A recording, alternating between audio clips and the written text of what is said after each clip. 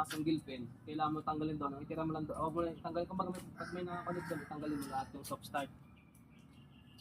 Pag na testing ko na tapos, tatagalin ko kayo sa salpak. Tapos testing, tapos tanggal. Hindi na. Ano lang, pag tinanggal mo, tapos pag aggressive na sa huwag mo na siyang ibalik yung pagkakasaksak. Hello, Okay na boss. yun.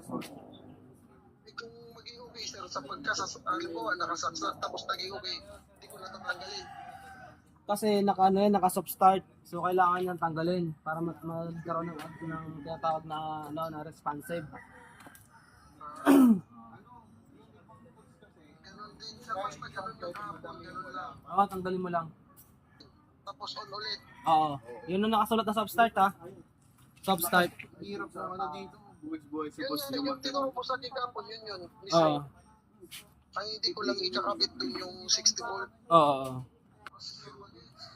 Ang sabi ko, bunutin mo lang, huwag mo na isaksak pabalik. Halimbawa, kung nakita mo yung mga single pin na nakakonect, hindi siya Sabi niya, tinuruan yung mag... yung dito, ay gal. Ako nga, belo kanina. Dito, Okay, dito po boss, sa okay. area na to, mas Okay.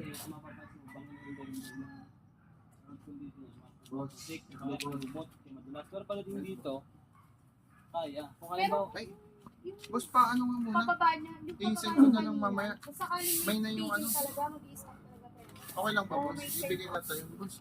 kung halimbawa si client lalabas, dito ko babaan, pwede. Tapos papalik ko siya papasok. Kaya kasi tayo naman ako. Siya dito sa matutari ko. Ang mas the best hero. Hindi kaya. Paakyat kaya. Hindi, ganito na lang gawin natin. Try natin.